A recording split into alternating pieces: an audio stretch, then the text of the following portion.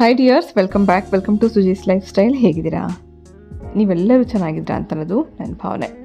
ಇವತ್ತಿನ ವ್ಲಾಗ್ ಒಂದು routine vlog. ಬೆಳಗ್ಗೆಯೇ ವ್ಲಾಗ್ ಸ್ಟಾರ್ಟ್ ಮಾಡಿದೆ, ಅದು ಗಾರ್ಡನಲ್ಲಿ ಇವತ್ತು ಕೆಲಸ ಏನು ನಡೀತಾ ಇದೆ ಅಂದರೆ, ಮಳೆಗಾಲ ಶುರುವಾಗಿದೆ, ಪ್ಲ್ಯಾಂಟ್ಸ್ನೆಲ್ಲ ಹಾಕಬೇಕು ಅಂತ ನಂದು ಮುಂಚೆನೇ ಪ್ಲ್ಯಾನ್ ಮಾಡಿ ಒಂದಷ್ಟು ಪಾಟ್ಸ್ ತಂದಿದ್ದೆ. ಆದರೆ ಇವತ್ತೇನಾಗಿದೆ ಅಂದರೆ, ಒಂದು ಪಾಟ್ ಕೆಳಗಡೆ ಬಿದ್ದು ಮುರಿದು ಹೋಗಿತ್ತು. ಅದರೊಳಗಡೆ ಇರುವಂಥ ಈ ಥರದ ಪ್ಲ್ಯಾಂಟ್ಸ್ ಏನಿದೆ, ಒಂದು ಗಿಡ ಹಾಕಿದ್ರೆ ಅದು ಪಾಟ್ ತುಂಬ ಹರಡುತ್ತೆ. ಸುಮಾರು ಒಂದು 10-15 ಈ ಥರದ ಪ್ಲ್ಯಾಂಟ್ಸ್ ಇತ್ತು. ಇದು ಸ್ನೇಕ್ ಪ್ಲ್ಯಾಂಟ್ ಅಂತ ಏನು ಹೇಳ್ತಾರೆ. ಅದರಲ್ಲಿ 2 ವೆರೈಟಿ ಬರುತ್ತೆ. ಒಂದು ಚಿಕ್ಕದಾಗಿರುತ್ತೆ, ಮತ್ತೊಂದು ಈ ರೀತಿ ದೊಡ್ಡದಾಗಿ ಬೆಳೆಯುತ್ತೆ. ಇದು 2 ರೀತಿಯ ಸ್ನೇಕ್ ಪ್ಲ್ಯಾಂಟ್ಸ್ ಮನೇಲಿತ್ತು. ಇದರಲ್ಲಿ ಸುಮಾರು ಒಂದು ಸಸಿ ಹಾಕಿದ್ರೆ ಸುಮಾರು ಅದ್ರ ಪಾಟ್ ತುಂಬಾ ಬಿಟ್ಟಿತ್ತು. ಸೊ ಆ ಪಾಟ್ ಒಡೆದೋಗಿದ್ರಿಂದ ಅದ್ರ ಒಳಗಡೆ ಇರೋವಂಥ ಸಣ್ಣ ಪ್ಲ್ಯಾಂಟ್ಸ್ನ ಬೇರೆ ಪಾಟಲ್ಲಿ ಟ್ರಾನ್ಸ್ಫರ್ ಮಾಡಿ ಇಡ್ತಾಯಿದ್ದೀವಿ. ಇನ್ನೊಂದು ಪಾಟ್ ನೋಡಿ, ಒಂದು ಹಳೆ ಬಕೆಟಲ್ಲಿ ಹಾಕಿಟ್ಟಿದ್ದು. ಇದು ನಮ್ಮ ಹೋಟ್ಲಲ್ಲಿ ಇದ್ದಿದ್ದನ್ನೇ ನಾನು ಮನೆಗೆ ತೊಗೊಂಬಂದಿದ್ದೆ. ಒಂದೇ ಒಂದು ಕಡ್ಡಿ ಹಾಕಿದ್ದು ಇವಾಗ ಎಷ್ಟೊಂದು ಬೆಳೆದಿದೆ. ಅದನ್ನೇ ಸ್ವಲ್ಪ ಸಪ್ರೇಟ್ ಮಾಡಿ ನಾನು ಬೇರೆ ಬೇರೆ ಪಾಟ್ಸಲ್ಲಿ ಹಾಕಿ ಇಡ್ತಾಯಿದ್ದೀನಿ. ಸೊ ಬೆಳಗ್ಗೆಯಿಂದ ಈ ಥರ ನಮ್ಮ ಕೆಲಸ ಸ್ಟಾರ್ಟ್ ಆಗಿದೆ. ಹೊಸ ಪ್ಲ್ಯಾಂಟ್ಸ್ ಹಾಕಬೇಕು ಅಂತ ಆಸೆ ಇಟ್ಕೊಂಡೆ ನಾನು ಈ ಥರ ಒಂದಷ್ಟು ಪಾಟ್ಸ್ ತಂದಿದ್ದೆ. ಇವತ್ತದು ಉಪಯೋಗ ಬಂತು. ಮಳೆಗಾಲದಲ್ಲಿ ಯಾವುದೇ ಗಿಡ ಹಾಕಿದ್ರು ತುಂಬ ಚೆನ್ನಾಗಿ ಬೆಳೆಯುತ್ತೆ. ಹಾಗಾಗಿ ಇವತ್ತು ಬೆಳಗ್ಗೆನೇ ಆ ಕೆಲಸ ಇವತ್ತು ಕಂಪ್ಲೀಟ್ ಮಾಡ್ತಾಯಿದ್ವಿ. ಪುಸ್ ಮಲ್ಕೊಳ್ಳೋವಂಥ ಜಾಗದಲ್ಲೇ ಮಫಿನ್ ಕೂಡ ಇವಾಗ ಬಂದು ಮಲಗ್ತಿದ್ದಾನೆ. ಮಲ್ಕೊಂಡಿರೋವಾಗ ನೋಡಿ ಎಷ್ಟು ಕ್ಯೂಟಾಗಿ ಕಾಣಿಸುತ್ತೆ ಅಂತ.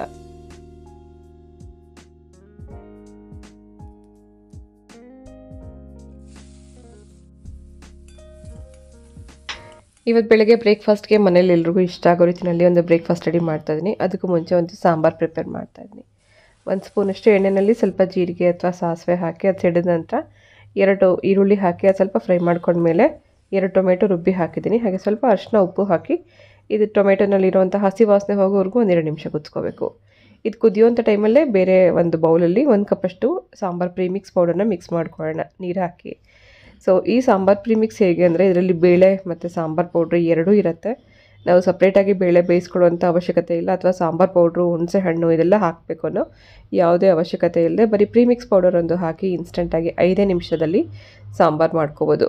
ಇದಕ್ಕೆ ನಾನು ಉಪ್ಪು, ಹುಳಿ, ಖಾರ ಎಲ್ಲನೂ ಹಾಕಿದ್ದೀನಿ. ನಿಮಗೆ ಎಕ್ಸ್ಟ್ರಾ ಬೇಕು ಅಂದರೆ ಮಾತ್ರ ಈ ರೀತಿ ನೀವು ಸ್ವಲ್ಪ ಬೆಲ್ಲ ಹಾಕ್ಕೋಬೋದು, ಅಥವಾ ಖಾರ ಇನ್ನು ಸ್ವಲ್ಪ ಬೇಕು ಅಂದರೆ ಅಚ್ಚಪುಡಿ ಹಾಕ್ಕೋಬೋದು. ಈ ಥರ ನೀವು ಎಕ್ಸ್ಟ್ರಾ ಟೇಸ್ಟ್ಗೋಸ್ಕರ ನೀವು ಅದರ ಬೆಲ್ಲ, ಹುಣಸೆ ಹಣ್ಣು, ಉಪ್ಪು ಇದನ್ನೆಲ್ಲ ಅಡ್ಜಸ್ಟ್ ಮಾಡ್ಕೋಬೋದು. 5 ನಿಮಿಷ ಕುದಿಸ್ಕೊಂಡ್ರೆ ಸಾಂಬಾರು ರೆಡಿ ಆಯಿತು. ಬೇಳೆ, ಸಾಂಬಾರು ಪೌಡ್ರ್ ಏನೂ ಉಪಯೋಗಿಸ್ದೆ ಇನ್ಸ್ಟೆಂಟಾಗಿ 5 ನಿಮಿಷದಲ್ಲಿ ಮಾಡುವಂಥ ಈ ಸಾಂಬಾರು ನಮಗೆ ಅನ್ನಕ್ಕೆ, ದೋಸೆಗೆ, ಇಡ್ಲಿ, ಚಪಾತಿ ಎಲ್ಲದಕ್ಕೂ ಚೆನ್ನಾಗಿರುತ್ತೆ. ಸೊ ಈ ಇನ್ಸ್ಟೆಂಟ್ ಸಾಂಬಾರು ಪ್ರೀಮಿಕ್ಸ್ ಪೌಡರ್ನ ನೀವು ಒಂದ್ಸತಿ ತರಿಸ್ಕೊಂಡು ಟ್ರೈ ಮಾಡಿ ನೋಡಿ. ವೆಬ್ಸೈಟ್ ಮೂಲಕ ಅಥವಾ ವಾಟ್ಸಪ್ ನಂಬರ್ ಮೂಲಕ ನೀವು ಆರ್ಡರ್ ಪ್ಲೇಸ್ ಮಾಡ್ಬೋದು.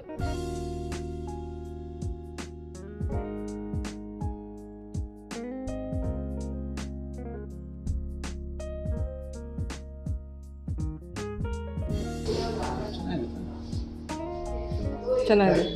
ತಲೆ ಕೆಟ್ಟೋಯ್ತು ನೋಡಿ ಎಲ್ಲ ಒಟ್ಟಿಗೆ.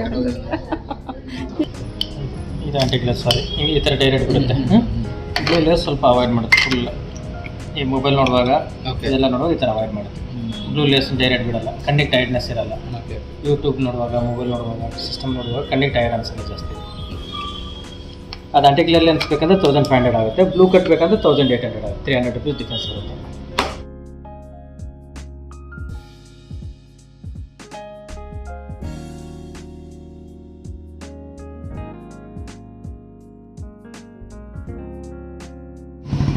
ಲೆನ್ಸ್ ಕಾರ್ಟ್ಗೆ ಹೋದ್ವಿ. ಲೆನ್ಸ್ ಕಾರ್ಟಲ್ಲಿ ಹರ್ಷಿದ್ ಯಾವುದು ಸ್ಪೆಕ್ಸ್ ಇಷ್ಟ ಆಗಿಲ್ಲ, ಅಂದರೆ ಗ್ಲಾಸ್ ಇಷ್ಟ ಆಗಿಲ್ಲ, ಫ್ರೇಮ್ ಇಷ್ಟ ಆಗಿಲ್ಲ. ಅದಕ್ಕೆ ಇನ್ನೊಂದು ಕಡೆ ಎಲ್ಲಿ ಹೋಗಿದ್ದು, ಲೆನ್ಸ್ ಕೇರ ಟೈಟನ್ಗೆ. ಟೈಟನ್ಗೆ ಹೋಗಿದ್ವಿ. ಅಲ್ಲೊಂದು ಇಷ್ಟ ಆಗಿ ಸಿಕ್ತು. ಆರ್ಡರ್ ಕೊಟ್ಬಿಟ್ಟು ಬಂದಿದ್ದೀವಿ. ನಾಳೆ ಬೆಳಗ್ಗೆ ಬರುತ್ತೆ ಅಂತ ಹೇಳಿದ್ದಾರೆ. ತುಂಬ ಹೊತ್ತು ಕಂಪ್ಯೂಟರ್ ಮುಂದೆ, ಲ್ಯಾಪ್ಟಾಪ್ ಮುಂದೆ ಫೋನ್ ನೋಡುವಂಥವ್ರಿಗೆ ಆ ಥರ ಗ್ಲಾಸ್ನ ಉಪಯೋಗಿಸೋಕೆ ಅಂತ ಹರ್ಷಿದ್ ಇವಾಗ ತಗೋತಾ ಇದ್ದಾನೆ. 2 ವೀಲರ್ ಓಡಿಸ್ಬೇಕಾದ್ರೆ ಕೂಡ ಅಷ್ಟೇ ಒಂಥರ ಅನ್ಕಂಫರ್ಟಬಲ್. ನೈಟಲ್ಲಿ ಏನಾಗುತ್ತೆ ಅಂದರೆ, ಹರ್ಷಿಗೆ ಸುಮಾರು ಸರ್ತಿ ಹತ್ರ ಆಗಿದೆ. ಗಾಡಿನಲ್ಲಿ ಹೋಗ್ಬೇಕಾದ್ರೆ ಸಣ್ಣ ಹುಳುಗಳು ಬಂದು ಕಣ್ಣಿಗೆ ಬಿದ್ಬಿಡುತ್ತೆ. ಸಡನ್ನಾಗಿ ಬಂದು ಬೀಳುತ್ತೆ ಅಲ್ಲ, ಅದು ನಂಗೆ ಗಾಳಿ ಒಂಥರ ಬರ್ನಿಂಗ್ ಫೀಲ್ ಆಗುತ್ತೆ ಅಂತ ಇಷ್ಟ ಆಗಲ್ಲ. ಸೊ ಕಣ್ ಸೇಫ್ಟಿಗೋಸ್ಕರ ಸುಮ್ಮನೆ ಒಂದು ಸಣ್ಣ ಗ್ಲಾಸ್ ಆದ್ರೂ ಯೂಸ್ ಮಾಡಲೇಬೇಕು ಡ್ರೈವಿಂಗ್ ಹೋಗುವಾಗ. ಸಣ್ಣ ಹುಳುಗಳು ಬಂದು ಕಣ್ಣಿಗೆ ಬಿದ್ಬಿಟ್ರೆ ಈ ಕಡೆ ಗಾಡಿ ಓಡಿಸೋಕ್ಕೂ ಆಗಲ್ಲ, ತುಂಬ ಡಿಸ್ಟರ್ಬ್ ಆಗುತ್ತೆ. ಅದು ಒಂಥರ ಉರಿ ಬಂದಂಗೆ ಆಗ್ಬಿಡುತ್ತಲ್ಲ. 12 hours later. ಡಿಯರ್ಸ್, ಲಾಸ್ಟ್ ವಿಡಿಯೋದಲ್ಲಿ ನಾನು ನಿಮಗೆ ಒಂದು ಇಂಜೆಕ್ಷನ್ ಬಗ್ಗೆ ಹೇಳಿದ್ದೆ. ಅದು ಹೆಣ್ಮಕ್ಳಿಗೆ 9ನೇ ವಯಸ್ಸಿನ ಹೆಣ್ಣು ಹುಡುಗಿಯಿಂದ 14 ವಯಸ್ಸಿನವರೆಗೂ ಇರುವಂಥ ಹೆಣ್ಮಕ್ಳಿಗೆ ಕೊಡಿಸೋವಂಥ ಒಂದು ಇಂಜೆಕ್ಷನ್ ಬಗ್ಗೆ ಹೇಳಿದ್ದೆ. ಫ್ರೀಗೆ ನಾವು ಕೊಡಿಸಿದ್ವಿ. ಅದರಿಂದ ತುಂಬ ಉಪಯೋಗ ಆಗುತ್ತೆ. ಮುಂದೆ ಹೆಣ್ಮಕ್ಳಿಗೆ ಯಾವುದೇ ಕ್ಯಾನ್ಸರ್ ಆ ಥರದ್ದು ಏನು ತೊಂದರೆಗಳಾಗಲ್ಲ ಅಂತ ಹೇಳಿದಾಗ ತುಂಬ ಜನ ಹೆಣ್ಮಕ್ಳು ಇರೋವಂಥವ್ರು ಯಾವ ವಯಸ್ಸು ಕೊಡಿಸ್ಬೇಕು, ಎಷ್ಟು ಪ್ರೈಸ್ ಆಗುತ್ತೆ, ಇಂಜೆಕ್ಷನ್ ಹೆಸರೇನು ಅಂತೆಲ್ಲ ಕೇಳಿದರೆ, ಹಾಗೆ ಸುಮಾರು ಜನ ನಮಗೀಗಾಗಲೇ 18 ವರ್ಷ ಆಗಿದೆ, 22 ವರ್ಷ ಆಗಿದೆ, 28 ವರ್ಷ ಆಗಿದೆ, ನಾವು ತೊಗೋಬೋದಾ ಅಂತೆಲ್ಲ ತುಂಬ ಕ್ವಶನ್ಸ್ ಕೇಳಿದರು. ಹಾಗಾಗಿ ನಾನು ಎಲ್ಲದಕ್ಕೂ ಈ ವಿಡಿಯೋದಲ್ಲೇ ಉತ್ತರ ಕೊಡಬೇಕು ಅಂತ ಅಂದ್ಕೊಂಡೆ. ತುಂಬ ಜನಕ್ಕೆ ಇದು ಉಪಯೋಗಕ್ಕೆ ಬರುತ್ತೆ ಅಂತ ಅನ್ನೋ ಕಾರಣಕ್ಕೋಸ್ಕರ. ಸೊ ನಾವು ಕೊಡ್ತಿದ್ದು ಕೂಡ 14ನೇ ವಯಸ್ಸಿಗೆ, ಡಾಕ್ಟ್ರು ಹೇಳಿದ್ದು ಅದೇ ಸಮಯಕ್ಕೆ ನಾವು ಕರ್ಕೊಂಡೋಗಿದ್ದು ಅದೇ ಸಮಯಕ್ಕೆ. ಕಾರಣ ಏನಂದರೆ ಮೆಚ್ಯೂರ್ಡ್ ಆಗುವಂಥ ಟೈಮ್ ಅದು. ಹೆಣ್ಮಕ್ಳು 9ರಿಂದ 14ನೇ ವಯಸ್ಸಿನ ಒಳಗಡೆ ಮೆಚ್ಯೂರ್ಡ್ ಆಗ್ತಾರೆ. ಆ ಟೈಮಲ್ಲೇ ನಾವು ಇಂಜೆಕ್ಷನ್ ಕೊಡಿಸ್ಬೇಕು. ಹಾಗೆ ಆ ಇಂಜೆಕ್ಷನ್ ಹೆಸರೆಂದರೆ ಅದು ಏನು ಕ್ಯಾನ್ಸರ್ನ ತಡೆಗಟ್ಟೋದಕ್ಕೆ ಅಂತ ಎಂಥ ಇಂಜೆಕ್ಷನ್ ಅಷ್ಟೇ, ಬಿಟ್ಟರೆ ನನಗೆ ಅದರ ಹೆಸರು ನಿಜ ಗೊತ್ತಿಲ್ಲ. ನೀವು ಡಾಕ್ಟರ್ ಹತ್ರನೇ ಹೋಗಿ ವಿಚಾರಿಸ್ಬೋದು ಈ ವಯಸ್ಸಲ್ಲಿ ಯಾವ ಇಂಜೆಕ್ಷನ್ ಕೊಡಿಸೋದ್ರಿಂದ ಮುಂದೆ ಅವ್ರಿಗೆ ಕ್ಯಾನ್ಸರ್ನ ತಡೆಗಟ್ಟಕ್ಕೆ ಸಾಧ್ಯ ಆಗುತ್ತೆ ಅನ್ನೋದ್ರ ಬಗ್ಗೆ ನೀವು ಅಲ್ಲೇ ಡಾಕ್ಟರ್ ಹತ್ರ ಕ್ಲಿಯರ್ ಮಾಡ್ಕೋಬೋದು.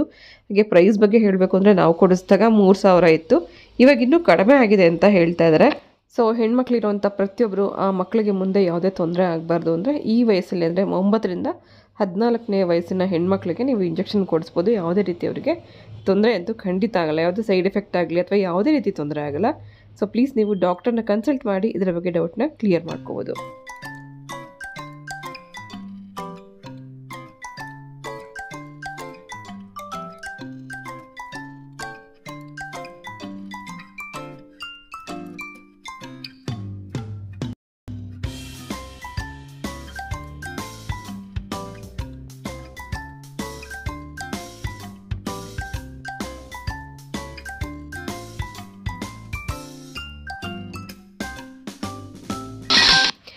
ಸುಮಾರು 5-6 ತಿಂಗಳ ನಂತರ ಇವತ್ತು ಅಪ್ಪ ಅಮ್ಮ ನಮ್ಮ ಮನೆಗೆ ಬಂದಿದ್ದಾರೆ.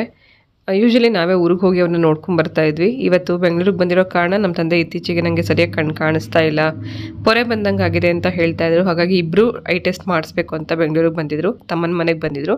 ಇವತ್ತು ನಮ್ಮ ಮನೆಗೆ ಒಂದಿನ ಬಂದಿದ್ದರು. ಅದಕ್ಕೋಸ್ಕರ ಅವರಿಬ್ಬರಿಗೂ ಇಷ್ಟ ಆಗೋ ರೀತಿಯಲ್ಲಿ ಅಡುಗೆ ಮಾಡ್ತಾಯಿದ್ದೀನಿ. ಅಮ್ಮಂಗೆ ಮಸಾಲೆ ವಡೆ ತುಂಬ ಇಷ್ಟ, ಅಪ್ಪಂಗೆ ಪಾಯಸ ತುಂಬ ಇಷ್ಟ. ಸೊ ಅವರಿಬ್ಬರಿಗೂ ಇಷ್ಟ ಆಗೋ ರೀತಿಯಲ್ಲಿ ಇವತ್ತು ಅಡುಗೆ ಮಾಡಿದ್ದೆ. ಮಸಾಲೆ ವಡೆಗೆ ಕಡಲೆಬೇಳೆ ಫಸ್ಟೇ ನೆನೆಸಿಟ್ಕೊಂಡಿದ್ದೆ, ಒಂದು 2-3 ಗಂಟೆ ನೆನೆಸಿಟ್ಕೋಬೇಕು. ನೆನೆಸಿರುವಂಥ ಕಡಲೆಬೇಳೆಗೆ ಖಾರಕ್ಕೆ ಬೇಕಾಗೋಷ್ಟು ಹಸಿರುಮೆಣಸಿನ್ಕಾಯಿ, ಒಂದು ಗಡ್ಡೆಯಷ್ಟು ಬೆಳ್ಳುಳ್ಳಿ, 1-2 ಇಂಚು ಶುಂಠಿ, ಹಾಗೆ ಸ್ವಲ್ಪ ಚಕ್ಕೆ ಲವಂಗ ಹಾಕಿ ಫಸ್ಟ್ ಇದನ್ನು ಈ ರೀತಿ ನುಣ್ಣಗೆ ರುಬ್ಕೋಬೇಕು. ಆ ಚಕ್ಕೆ ಲವಂಗ ಬೆಳ್ಳುಳ್ಳಿ ಎಲ್ಲ ನುಣ್ಣಗಾಗೋಗೆ ರುಬ್ಕೋಬೇಕು.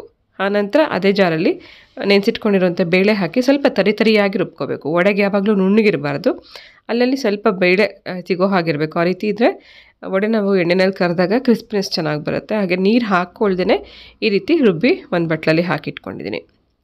ಇದ್ರ ಜೊತೆಗೆ ಕಟ್ ಮಾಡಿರೋಂಥ ಈರುಳ್ಳಿ, ಕೊತ್ತಂಬರಿ, ಹಾಗೆ ಏನು ಪುದೀನ, ಸಬ್ಸಿಗೆ ಸೊಪ್ಪು ಇದೆಲ್ಲ ಹಾಕಿ ಮಸಾಲೆ ವಡೆ ಮಾಡ್ಕೋಬೋದು. ರುಚಿಗೆ ತಕ್ಕಷ್ಟು ಉಪ್ಪು ಹಾಕಿದ್ದೀನಿ. ಹಾಗೆ ಇದಕ್ಕೆ ಕಾಯಿನ ಕಟ್ ಮಾಡಿ ಹಾಕಿದ್ದೀನಿ. ಕಾಯಿ ತುರಿದ್ಬಿಟ್ಟು ಕೂಡ ಹಾಕ್ಕೋಬೋದು. ಕಾಯಿ ಹಾಕೋದ್ರಿಂದ ಏನಂದರೆ ಎಣ್ಣೆಯಲ್ಲಿ ಫ್ರೈ ಮಾಡಿ ಬಿಸಿ ಬಿಸಿ ವಡೆ ತಿನ್ನುವಾಗ ಅಲ್ಲಲ್ಲಿ ನಮಗೆ ಕಾಯಿ ಸಿಗುತ್ತಲ್ಲ, ಅದು ತುಂಬ ಟೇಸ್ಟ್ ಚೆನ್ನಾಗಿರುತ್ತೆ. ಬೇಕಿದ್ರೆ ಹಾಕ್ಕೋಬೋದು, ಇಲ್ಲಾಂದರೆ ತೆಂಗಿನಕಾಯಿನ ಸ್ಕಿಪ್ ಮಾಡ್ಬೋದು. ಇದಿಷ್ಟನ್ನು ಚೆನ್ನಾಗಿ ಕಲಸಿ ಸೈಡಲ್ಲಿ ಇಟ್ಕೊಂಬೇಡ. ಈಗಂತೂ ಮಫಿನ್ ಇರೋದು ಒಂಥರ ಅವನು ಸೆಂಟರ್ ಆಫ್ ಅಟ್ರಾಕ್ಷನ್ ಇದ್ದಾಗೆ. ಮನೆಗೆ ಯಾರೇ ಬಂದರೂ ಕೂಡ ಅವನ ಜೊತೆ ಆಟ ಆಡದೆ ಹಾಗೆ ಹೋಗೋದೇ ಇಲ್ಲ.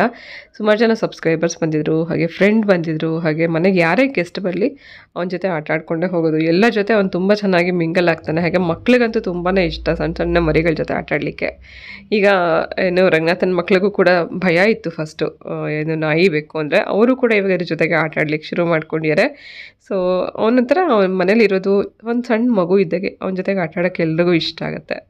ಓಕೆ, ಇವರೆಲ್ಲ ಟಿ ವಿ ನೋಡ್ತಿದ್ದಾರೆ. ಹಾಗೆ ಟೈಮ್ ಪಾಸ್ ಮಾಡ್ತಾ ಇದ್ದಾಗ ನಾನು ಹಿಂಗೆ ಅಡುಗೆ ರೆಡಿ ಮಾಡ್ಕೋತಾ ಇದ್ದೆ. ಬಿರಿಯಾನಿ ಕೂಡ ಮಾಡಿದ್ದೆ. ನಮ್ಮ ತಂದೆ ನಮ್ಮ ತಾಯಿಗೆ ಬಿರಿಯಾನಿ ತುಂಬ ಇಷ್ಟ. ಅವರಿಬ್ಬರೇ ಇರ್ತಾರೆ, ಯಾವಾಗಲೂ ಮಾಡ್ಕೊಳಕ್ಕೆ ಹೋಗೋಲ್ಲ. ಇಲ್ಲಿ ಬಂದಾಗ ಮಾತ್ರ ನಾನು ಅವ್ರಿಗೆ ಇಷ್ಟ ಆಗೋ ರೀತಿಯಲ್ಲಿ ನಾನ್ ವೆಜ್ ಮಾಡ್ತಾ ಇರ್ತೀನಿ. ಹಾಗೆ ಪಾಯಸಕ್ಕೋಸ್ಕರ ಗಸಗಸೆ ಒಂದು 4 ಸ್ಪೂನಷ್ಟು ಗಸಗಸೆ, ಸ್ವಲ್ಪ ಗೋಡಂಬಿ, ಬಾದಾಮಿ ಹುರ್ಕೊಂಡಿದ್ದೀನಿ. ಬ್ಯಾಕ್ಗ್ರೌಂಡಲ್ಲಿ ನಾಯ್ಸ್ ತುಂಬ ಬರ್ತಾ ಇದೆ. ಇಲ್ಲಿ ಪಕ್ಕದಲ್ಲಿ ಒಂದು ಮನೆ ಕನ್ಸ್ಟ್ರಕ್ಷನ್ ನಡೀತಾ ಇದೆ. ನಂಗೆ ವಾಯ್ಸ್ ಓವರ್ ಮಾಡೋಕ್ಕೂ ತುಂಬ ಕಷ್ಟ ಆಗ್ತಿದೆ. ದಯವಿಟ್ಟು ಅದನ್ನು ಸೌಂಡನ್ನ ಇಗ್ನೋರ್ ಮಾಡಿ ಅಂತ ಕೇಳ್ಕೊತೀನಿ. ಆನಂತರ ಅದೇ ಬಾಣಲಿಲೆ ಒಂದು 4 ಸ್ಪೂನಷ್ಟು ಅಕ್ಕಿನೂ ಇನ್ನು ಹುರಿದ್ಬಿಟ್ಟು ಹಾಕ್ಕೋಬೇಕು. ಅಕ್ಕಿ ಸ್ವಲ್ಪ ಕೆಂಪಗಾಗೋವರೆಗೂ ಹುರ್ಕೊಂಡು ಹಾಕ್ಕೊಳ್ಳೋಣ. ಹಾಗೆ 4 ಏಲಕ್ಕಿ ಹಾಕಿ ಇದನ್ನು ಫಸ್ಟ್ ಪೌಡ್ರ್ ಮಾಡ್ಕೋಬೇಕು. ಗಸಗಸೆ ಎಲ್ಲ ಹಾಕಿರೋದ್ರಿಂದ ನೀರು ಹಾಕ್ಬಿಟ್ರೆ ನುಣ್ಣಗೆ ರುಬ್ಕೊಳ್ಳೋದಕ್ಕೆ ತುಂಬ ಟೈಮ್ ಹಿಡಿಯುತ್ತೆ. ಮೊದಲು ಇದನ್ನು ಸ್ವಲ್ಪ ಈ ರೀತಿ ಪೌಡ್ರ್ ಮಾಡ್ಕೊಂಡ ನಂತರ ನಾವು ನೀರು ಹಾಕಿ ರುಬ್ಕೋಬೋದು. ಈ ಟೈಮಲ್ಲಿ ನಾವು ಇದಕ್ಕೆ ಅರ್ಧ ಹೋಳಷ್ಟು ತೆಂಗಿನಕಾಯಿನ ತುರಿದ್ಬಿಟ್ಟು ಹಾಕೋಣ. ಫ್ರೆಶ್ ಆಗಿರೋಂಥ ಕಾಯಿ ಹಾಕ್ಕೊಂಡ್ರೆ ಪಾಯಸ ಟೇಸ್ಟ್ ಚೆನ್ನಾಗಿರುತ್ತೆ. ಕಾಯಿ ಸ್ವಲ್ಪ ನೀರು ಹಾಕಿ ಈ ರೀತಿ ನುಣ್ಣಗೆ ರುಬ್ಕೊಂಡು ಒಂದು ಪಾತ್ರೆಯಲ್ಲಿ ಹಾಕ್ಕೊಂಡಿದ್ದೀನಿ. ಹಾಗೆ ಇದಕ್ಕೆ ಎಷ್ಟು ಬೇಕು ಅಂತ ನೋಡಿಕೊಂಡು ಬೆಲ್ಲನೂ ಕೂಡ ಫಸ್ಟೇ ಕರಗಿಸಿ ಇಟ್ಕೊಂಡಿದ್ದೆ. ಇದು ಆರ್ಗ್ಯಾನಿಕ್ ಬೆಲ್ಲ, ಹಾಗಾಗಿ ನಮಗಿದು ಕಪ್ಪಗೆ ಕಾಣಿಸ್ತಾ ಇದೆ. ಉಂಡೆ ಬೆಲ್ಲ ಏನು ಬರುತ್ತೆ ಅದನ್ನು ಕರಗಿಸಿ ಇಟ್ಕೊಂಡಿದ್ದೀನಿ. ಇದು ಫಸ್ಟ್ ಶೋಧಿಸ್ಬಿಟ್ಟು ನಂತರ ಇದಕ್ಕೆ ಮಿಕ್ಸ್ ಮಾಡ್ಕೊಳ್ಳೋಣ. ಬೆಲ್ಲ ನಾವು ಎಷ್ಟೇ ಏನು ಪ್ಯೂರ್ ಆಗಿರೋದು ತೊಗೊಂಡ್ರೂ ಕೂಡ ಅದರಲ್ಲಿ ಸ್ವಲ್ಪನಾದರೂ ಕಸ ಅಥವಾ ಕೊಳೆ ಅಥವಾ ಏನು ಹೇಳ್ತಾರೆ ಕಲ್ಲು ಇಂಥದ್ದೆಲ್ಲ ಇದ್ದೇ ಇರುತ್ತೆ. ಸೊ ಶೋಧಿಸ್ಬಿಟ್ಟು ಇದಕ್ಕೆ ಮಿಕ್ಸ್ ಮಾಡ್ಕೊಳ್ಳೋಣ. ಚೆನ್ನಾಗಿ ಮಿಕ್ಸ್ ಮಾಡ್ಕೊಂಡ ನಂತರ ನಾನು ಇದನ್ನು ಸ್ಟವ್ ಮೇಲೆ ಕುದಿಯೋದಕ್ಕೆ ಇಡ್ತಾಯಿದ್ದೀನಿ. ಈ ರೀತಿ ಮಾಡುವಂಥ ಪಾಯಸ ನಮ್ಮ ತಂದೆಗೆ ತುಂಬ ಇಷ್ಟ. ಅದರಲ್ಲೂ ತಟ್ಟೆಗೆ ಹಾಕ್ಕೊಂಡು ಕುಡಿಯೋಕ್ಕೆ ಇಷ್ಟ ಆಗುತ್ತೆ ಅವರಿಗೆ, ಗಸಗಸೆ ಪಾಯಸ ಈ ಥರದ್ದೆಲ್ಲ. ಸೊ ಹಾಗಾಗಿ ಅವ್ರು ಬಂದಾಗ ಮಾತ್ರ ಈ ಥರದ ಸ್ವೀಟ್ ಆಗಲಿ ಅಥವಾ ಬಿರಿಯಾನಿ ಆಗಲಿ ಇಂಥದ್ದೆಲ್ಲ ಮಾಡ್ತಿರ್ತೀನಿ. ಸ್ವಲ್ಪ ಹೊತ್ತು ಇದು ಕುದಿಸ್ಕೊತಾ ಇದಕ್ಕೆ ಗಟ್ಟಿ ಆಗುತ್ತೆ. ಕಾರಣ ಇದಕ್ಕೆ ನಾವು ಅಕ್ಕಿ ಹಾಕಿರೋದ್ರಿಂದ. ಅಕ್ಕಿ ಸ್ವಲ್ಪ ರುಬ್ಬಿ ಹಾಕಿದ್ರೇ ಪಾಯಸ ನಮಗೆ ಗಟ್ಟಿ ಚೆನ್ನಾಗಿ ಬರುತ್ತೆ. ಆನಂತರ ನಾವು ಟೇಸ್ಟ್ ಚೆಕ್ ಮಾಡಿಕೊಂಡು ಬೆಲ್ಲ ಇನ್ನೂ ಬೇಕು ಅಂತ ಅನಿಸಿದ್ರೆ ಮಾತ್ರ ಮಿಕ್ಸ್ ಮಾಡ್ಕೊಳ್ಳೋಣ. ಫಸ್ಟ್ ಪೂರ್ತಿ ನಾನು ಹಾಕಿರಲಿಲ್ಲ, ಸ್ವಲ್ಪ ಹಾಕಿದ್ದೆ. ಇದು ಸ್ವಲ್ಪ ಕುದಿಸ್ಕೊಂಡು ಟೇಸ್ಟ್ ಚೆಕ್ ಮಾಡಿಕೊಂಡು ಉಳಿದಿರೋದನ್ನು ಕೂಡ ಮಿಕ್ಸ್ ಮಾಡಿದ್ದೀನಿ.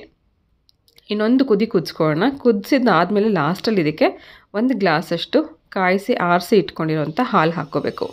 ಹಾಲು ಹಾಕೋದ್ರಿಂದನೂ ಕೂಡ ಪಾಯಸಕ್ಕೆ ಒಳ್ಳೆ ಟೇಸ್ಟ್ ಬರುತ್ತೆ. ಹಾಲು ನಮಗೆ ಎಷ್ಟು ಬೇಕಿದ್ರೂ ಇದಕ್ಕೆ ಹಾಕ್ಕೋಬೋದು.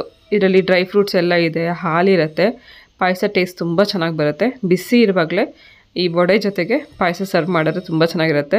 ಸೊ ವಡೆ ಪಾಯಸ ಅಂತ ಸುಮಾರು ಜನ ಬೇರೆ ಬೇರೆ ಟೈಮಲ್ಲಿ ಮಾಡ್ತಾರೆ. ಆದರೆ ಯಾವಾಗ ಯಾರಿಗೆ ಇಷ್ಟ ಆಗುತ್ತೋ ಆ ಟೈಮಲ್ಲಿ ಮಾಡ್ಕೊಂಡು ತಿನ್ಬೋದು. ಇದೇ ಹಬ್ಬಕ್ಕೆ ಮಾಡಬೇಕು ಅಂತ ಏನಿಲ್ಲ. ಪಾಯಸ ಕುದಿಸ್ಕೊಂಡ ನಂತರ ಲಾಸ್ಟಲ್ಲಿ ಇದಕ್ಕೆ ತುಪ್ಪದಲ್ಲಿ ಹುರ್ಕೊಂಡಿರೋಂಥ ಡ್ರೈ ಫ್ರೂಟ್ಸ್ ಹಾಕ್ಕೊಂಡ್ರೆ ಆಯಿತು. ರುಚಿಯಾಗಿರೋಂಥ ಬಿಸಿ ಬಿಸಿಯಾಗಿರೋಂಥ ಗಸಗಸೆ ಡ್ರೈ ಫ್ರೂಟ್ಸ್ ಪಾಯಸ ರೆಡಿಯಾಗಿದೆ. ಹಾಗೆ ಬಿಸಿ ಬಿಸಿ ಚಿಕನ್ ಬಿರಿಯಾನಿ ರೆಡಿಯಾಗಿದೆ. ಬಿರಿಯಾನಿಗೆ ಕಾಂಬಿನೇಷನ್ ಆಗಿ ಒಂದು ಚಿಕನ್ ಗ್ರೇವಿ ಕೂಡ ನಾನು ಮಾಡಿದ್ದೆ. ಇದ್ರದ್ದು ನಾನು ಯಾವುದೇ ವೀಡಿಯೋ ಶೂಟ್ ಮಾಡಿಲ್ಲ. ಸುಮಾರು ಜನ ವೆಜಿಟೇರಿಯನ್ಸ್ ನೋಡ್ತಿರ್ತಾರೆ, ತುಂಬ ಬೇಜಾರು ಮಾಡ್ಕೋತಾರೆ. ಹಾಗಾಗಿ ನಾನು ಇಲ್ಲಿ ಬರೀ ವೆಜಿಟೇರಿಯನ್ ರೆಸಿಪೀಸ್ ಮಾತ್ರ ಶೇರ್ ಮಾಡಿದ್ದೀನಿ. ವಡೆ ಯಾವಾಗಲೂ ಅಷ್ಟೇ, ಊಟಕ್ಕೆ ಕುತ್ಕೊಳ್ಳೋಕೆ ಒಂದು 10 ನಿಮಿಷಕ್ಕೆ ಮುಂಚೆ ಮಾತ್ರನೇ ವಡೆ ಮಾಡಿಕೊಂಡಾಗ ಬಿಸಿನೂ ಇರುತ್ತೆ, ಆ ಕ್ರಿಸ್ಪಿನೆಸ್ಸು ಇರುತ್ತೆ, ಟೇಸ್ಟ್ ಕೂಡ ತುಂಬ ಚೆನ್ನಾಗಿರುತ್ತೆ. ಮುಂಚೆನೇ ಮಾಡಿಟ್ಬಿಟ್ರೆ ಮೆತ್ತಗಾಗತ್ತೆ, ಊಟಕ್ಕೆ ಅಷ್ಟು ಚೆನ್ನಾಗಿರೋಲ್ಲ. ಸೊ ಊಟಕ್ಕೆ ಕುತ್ಕೊಳ್ಳೋಕೆ ಒಂದು 10 ನಿಮಿಷಕ್ಕೆ ಮುಂಚೆ ನಾನು ವಡೆ ರೆಡಿ ಮಾಡ್ತಾಯಿದ್ದೀನಿ. ಹದವಾಗಿ ಎಣ್ಣೆ ಕಾಯಿಸ್ಕೊಂಡು ಅದರಲ್ಲಿ ನಾವು ಈ ರೀತಿ ತಟ್ಬಿಟ್ಟು ಹೊಂಬಣ್ಣ ಬರೋವರೆಗೂ ಕರೆದು ತೆಕ್ಕೊಂಡ್ರೆ ಆಯಿತು. ಒಂದು ಒಳ್ಳೆ ಘಮನೂ ಇರುತ್ತೆ, ಆ ಕ್ರಿಸ್ಪಿನೆಸ್ ಕೂಡ ತುಂಬ ಚೆನ್ನಾಗಿರುತ್ತೆ. ಈ ಸಮಯದಲ್ಲಿ ಅಂದರೆ ಮಳೆಗಾಲದಲ್ಲಿ ಈ ಥರ ಬಿಸಿ ಬಿಸಿಯಾಗಿ ಯಾರಾದರೂ ಮಾಡಿಕೊಟ್ರೆ ಅದೆಷ್ಟು ರುಚಿಯಾಗಿರುತ್ತೆ ಗೊತ್ತಾ. ನಾವೇ ಮಾಡ್ಕೊಂಡು ನಾನೇ ತಿನ್ನಬೇಕು ಅಂದರೆ ನಿಜಕ್ಕೂ ಅದು ಇಷ್ಟನೇ ಅನಿಸಲ್ಲ. ಯಾರು ಮಾಡಿಕೊಡ್ಲಿ ಅಂತ ನಮಗೂ ಅಂತ ಅನ್ನಿಸ್ತಾ ಇರುತ್ತೆ.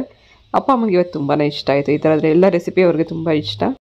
ಈ ರೆಸಿಪೀಸ್ ನಿಮಗೂ ಇಷ್ಟ ಆಗಿದೆ ಅಂತ ಅನ್ಕೋತೀನಿ. ನನ್ನ ರೆಸಿಪೀಸ್ ಆಗಲಿ ಅಥವಾ ನನ್ನ ವೀಡಿಯೋ ಆಗಲಿ ನಿಮ್ಗೆ ಇಷ್ಟ ಆಗ್ತಿದ್ರೆ ಪ್ಲೀಸ್ ನಿಮ್ಮ ಫ್ರೆಂಡ್ಸ್ ಆ್ಯಂಡ್ ಫ್ಯಾಮಿಲಿಗೆ ನನ್ನ ವೀಡಿಯೋಸ್ನ ಶೇರ್ ಮಾಡಿ, ಲೈಕ್, ಶೇರ್ ಹಾಗೆ ಸಬ್ಸ್ಕ್ರೈಬ್ ಮಾಡ್ಕೊಂಡು ನೋಡಿ ಅಂತ ಕೇಳ್ಕೊತೀನಿ.